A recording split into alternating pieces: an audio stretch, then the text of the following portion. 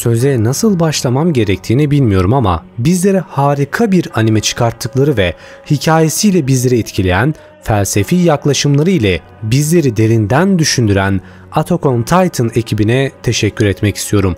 En önemlisi ve benim ilk izlerken gözyaşımın pıt yapmasına neden olan sahneyle videoya başlamak istiyorum.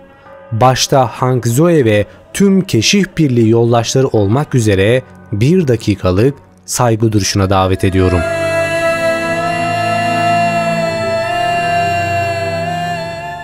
Bu videoda Attack on Titan'ın final sezonunun incelemesini sizlere anlatacağım ve en önemlisi kafa karışıklıklarını gidermek için küçük ayrıntılara değineceğim. Bu Attack on Titan'ın asıl hikayesinin gerçek kahramanı Eren hiçbir zaman olmadı.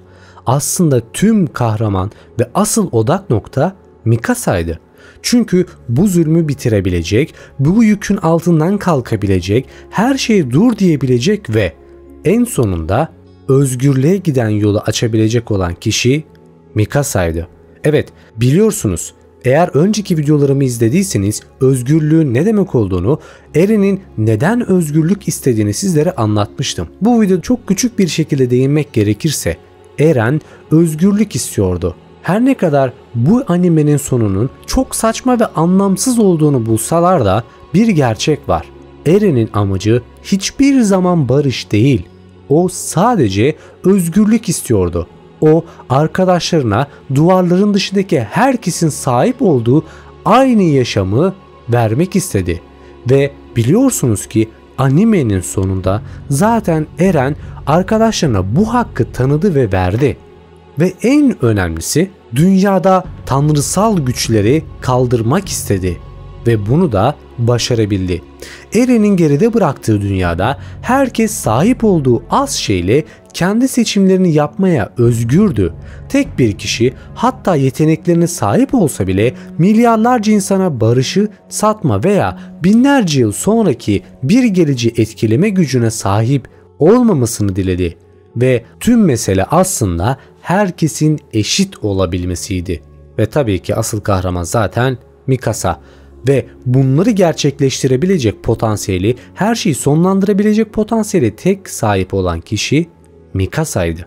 Bu yüzden videoyu izlerken bu ana kriterin tüm animeye etki ettiğini unutmayalım. Zira ben 2 defa izledim ancak bazı yerleri anlayabildim ve eminim ki yine de izleyip anlamayan insanlar vardır. Bu yüzden sizlere tavsiyem izlemeniz gereken 2 videonun olduğunu bilmeniz ve bunları izlemeniz gerek. Birincisi ve en önemlisi Attack on Titan'ın tüm hikayesini 9 dakikada anlattığım video. Diğeri ise Attack on Titan felsefesi ve asıl hikayesi adlı videom. Bunları izleyerek birazdan söyleyeceklerimi daha derinden anlayabilirsiniz. Bu yüzden videoya başlamadan önce bu emeğimin karşılığı olarak videoyu beğenebilir, yorumlarda fikirlerinizi belirtebilir ve kanalıma abone değilsen abone olabilirsin. Katıl üyesi arkadaşlara teşekkür eder, teoriler için Discord sunucuma gelmeyi unutma diyerek ben Masalcı Dede, kanalıma ve videoma hoş geldiniz.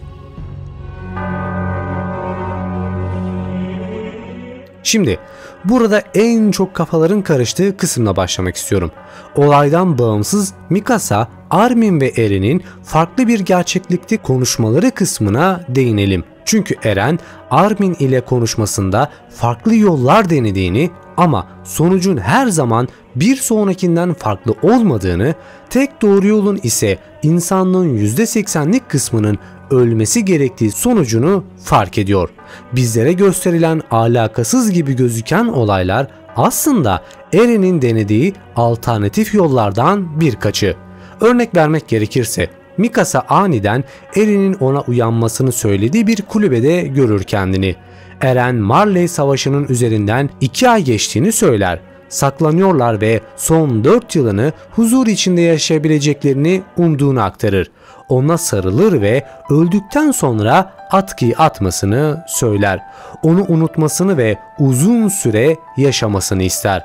Gerçek dünyaya döndüğünde ise Mikasa eşarbı bağlar ve istediğini yapamayacağını söyler. Titan'ın ağzına girer ve Eren'in kafasını keser.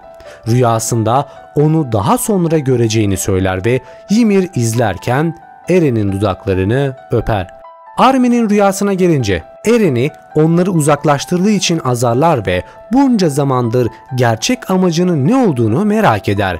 Görünüşe göre Eren, Marley ve dünyanın geri kalanının onları hedef almaması için Paradis Keşif Birliği'nin tüm insanlığı kurtardıkları için kahraman yapmak istiyor. Ayrıca Ymir'in amaçlarını da açıklıyor.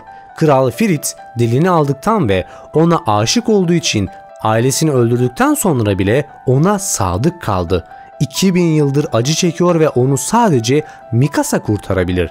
Eren ayrıca geçmişi ve geleceği görebildiği için sonucu değiştirmeye çalıştığını, ancak ne olursa olsun geleceğin aynı olduğunu ortaya koyuyor. Örneğin gülümseyen Titan'ı Bernhard'u kurtarmak için annesini öldürmeye göndermesi gibi. Hepsinin onu unutup yoluna devam edebileceğini umuyor ama Armin aniden onu yumrukluyor. Kavga ederler ve Eren ölmek ya da onları terk etmek istemediğini açıklarken yıkılır. Ancak gümbürtünün insanlığın %80'ini öldüreceğini, bu şekilde medeniyetin geri kalanı Paradis ile aynı seviyeye düşecek ve kimse intikam alamayacağını belirtir. Eren, Sasha ve Hang'in ölmesinin kendi suçu olduğunu söylerken Armin kızgın gözyaşları döker. Armin bir anda kendisinin de hatalı olduğunu söyler. Eren'in kafasına özgür ve boş bir dünya fikrini soktuğunu itiraf eder. Armin cehennemde birlikte acı çekeceklerini ve sarılacaklarını söyler. Ayrılırken de Eren Armin'in anılarını sileceğini ama zamanı geldiğinde de hatırlayacağını söyler. Bu konuşmanın Armin Annie ile gemideyken gerçekleştiğini ortaya çıkarmıştır. Benzer şekilde Mikasa'nın rüyası da Eren'in sildiği alternatif yollarda yaptıkları bir konuşmaydı. Sonrasına geri döndüğümüzde ve Armin Eren ile olan konuşmayı hatırlar. Mikasa'nın Eren'in kafasını tuttuğunu görür ve ölen arkadaşını görünce ağlamaya başlarlar. Mikasa Eren'in aslında onları sık sık ziyaret ettiğini fark ederler. Ymir'in tahmin ettiği sonucun Mikasa'nın Titanların gücünü dünyadan silmesi olduğunu fark ederler. Mikasa'nın kilit anahtar olmasının nedeni ise oldukça manidardır. Anime, Ymir'in Eren'i öldürmek için neden Mikasa'ya ihtiyaç duyduğunu açıkça belirtmiyor, ancak Ymir aşka derinden bağlı olsa da benzer şekilde Mikasa'yla ortak yönleri olduğunu söylüyor. Artık Ymir'in kraliyet kanına itaat etmemesinin nedeninin sevgisine asla karşılık vermeyen ve ona bir köle gibi davranan zalim Kral Fritz'e olan bağlılığı olduğunu biliyoruz. Kurucunun sonsuz güçlerine rağmen duyguları ona boyun eğdirdi. Titanları yaratmaktan vazgeçmek, ona alan sevgisinden vazgeçmek anlamına geliyordu ki bunu yapamıyordu. Ymir'in aşkını feda ederek ama onu bırakmayarak bu döngüyü kırması için Mikasa'ya ihtiyacı vardı. Mikasa asla Ymir gibi bir köle olmadı. Eren'i en karanlık yollarda hiçbir yükümlülük altına girmeden takip etti. Yine de gerektiğinde ona karşı çıkmak için adım attı. Ymir, Mikasa'nın Eren'i öldürmesini izlediğinde bir insanı ölümüne sevebileceğiniz ve yine de onlara karşı çıkabileceğiniz, Ymir'in yapamayacağı bir şeyi bizlere gösterdi. 2000 yıldır devam eden zulmü sonlandıracak tek kişi Mikasa olduğundan bu süreç hep devam etti.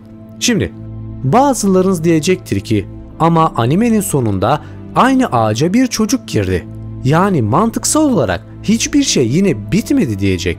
Bunun sebebi ise yine hayatın kendisinde saklı.